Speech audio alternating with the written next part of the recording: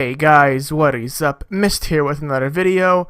Today I'm going to be showing you a full review of the Mecool M8S Pro L Android TV box running the official Google Android TV OS. Could this be a budget Nvidia Shield and better than the Xiaomi Mi box? Well, stay tuned and I'll show you what this is about.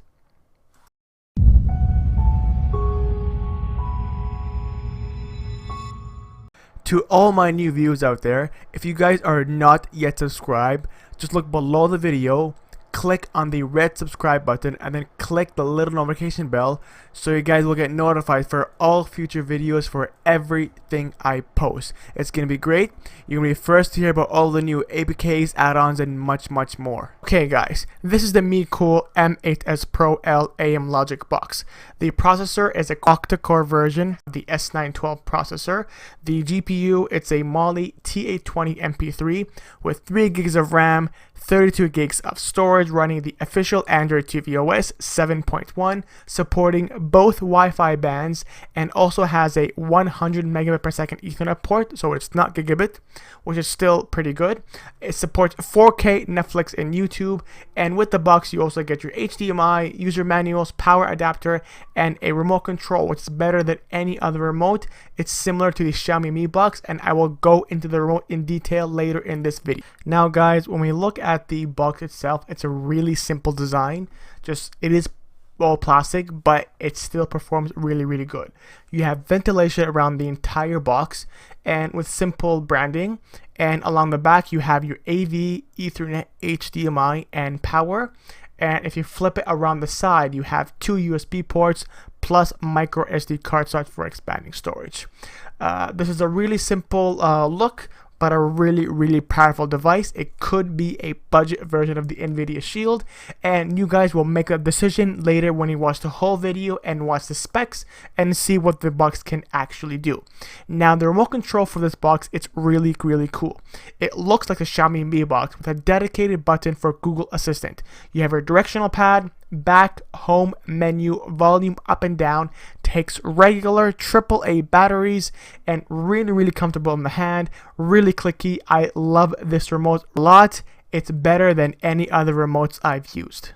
And now guys, when you first turn on the box and you put batteries in your remote, all you have to do is take your remote, press the 2 buttons tells you to close to the remote, and then it'll be connected. This is a Bluetooth remote, so it doesn't really need a line of sight for this to work. I have my current blocks plugged in with Ethernet, so it's going to check for updates automatically, ask you to sign in with your Google account, and then once you've signed into your Google account, it's going to go ahead and start the default launcher of the box here in a couple of seconds. It will go through the usual privacy policy, third-party apps, Android TV. Since this is the official Google TV OS, this is the same setup you would get on the Nvidia Shield or a Xiaomi Mi Box 3. Now, what I'm going to do is, this is the default when you first actually set up the box with nothing on it. I'm going to go ahead and install all my apps and show you what it's like. So once I've installed all the apps, this is what it looks like. The more and more you use the box, the top recommendations will change. Top left, you have a quick button for Google Assistant. You can type or talk to it.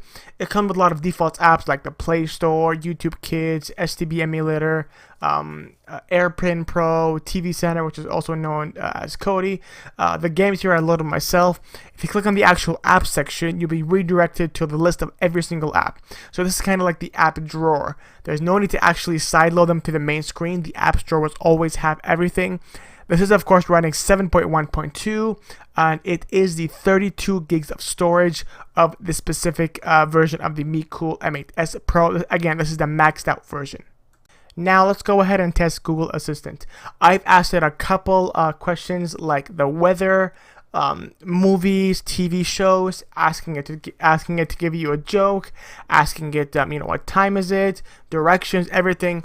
This is the fully fledged Google Assistant. You can even ask specific questions, like here in the video I asked it all the Rock movies. It's going to go ahead and give you the Rock. You can also layer on more questions, like for example, how old is he? which ones are comedy, which ones was released in the last couple months, what's his most famous one, or what's the most highest box rated one.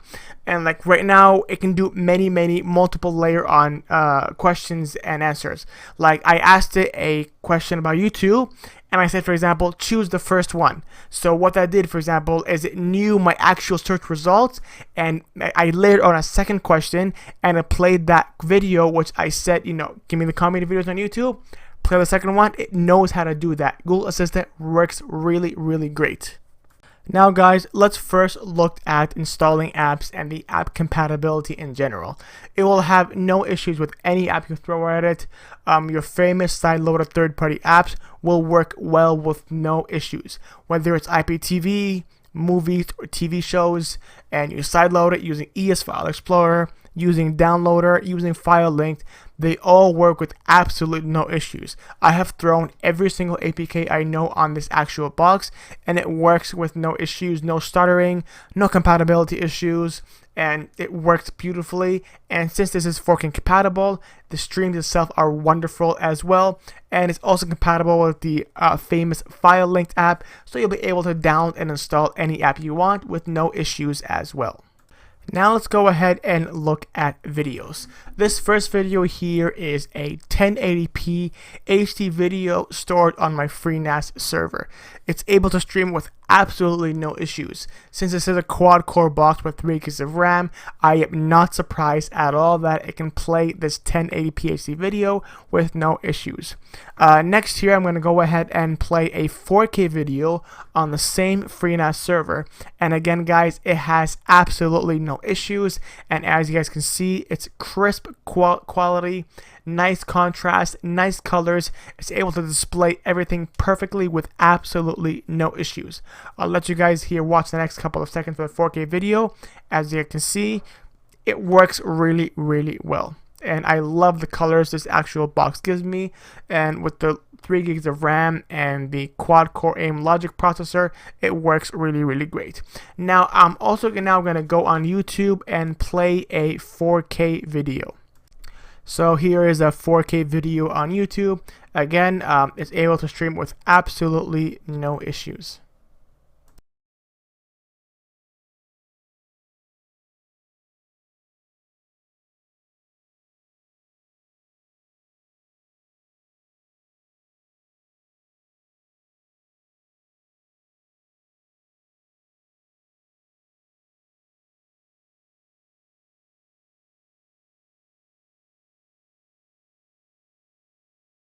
Now, with my capture card, I can't actually get the Netflix app working with it. That's how Netflix is. But to tell you that this works with Netflix 4K with absolutely no issues. Better than other cheap Android TV boxes, which has the tablet version of Android. With this, you are getting the full official Netflix app with full 4K compatibility. Of course, Netflix does require a subscription, like everybody and all of you know. Now let's go ahead and run some speed tests. This first test I'm going to run is on my wired Ethernet connection. My internet connection is 150 down, 15 up, and I'm getting 94 download and about 15 upload on the wired connection. Now I'm going to go ahead and switch to wireless, and it's getting also about 50, 70, 80, close to 90 download, and also a upload. It's about to get 15. So whether you're doing wired or wireless, this should be able to max out your internet speeds with absolutely no issues. Now, how does this box do on gaming? It does really well.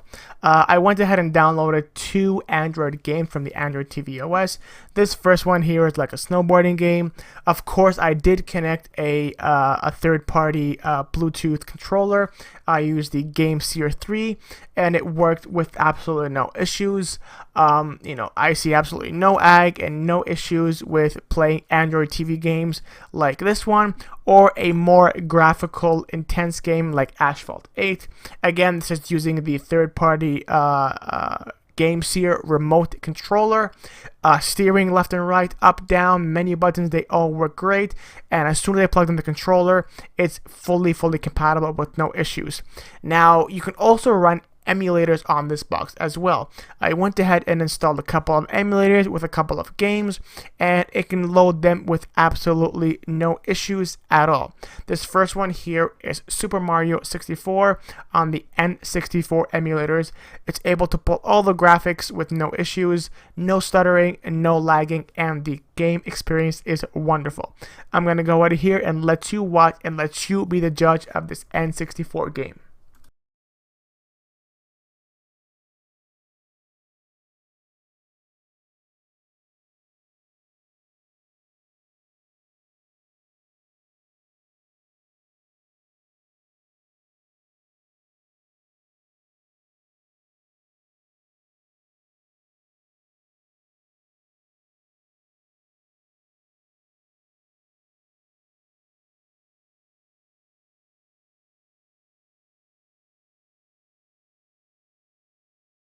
As you can see, it plays it with no issues. I also loaded another emulator. This is for SNES, and it also plays those games perfectly as well.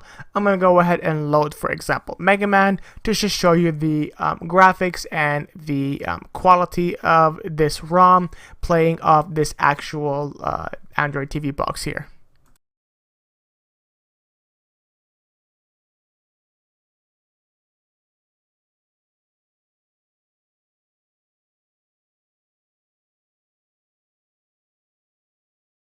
Now, a more powerful emulator, which is PlayStation 1. I was able to play Final Fantasy and Tenchu with no issues as well. Final Fantasy is probably one of the most, GPU intensive games on the PS1, and this Mecool M8S Pro handles it really, really well. I'm going to go ahead and play some Tenchu, and you can be the judge of this game itself. My personal experience, no lag and no stuttering. But I'll go ahead here and play for another couple seconds to show you a little blip of this game.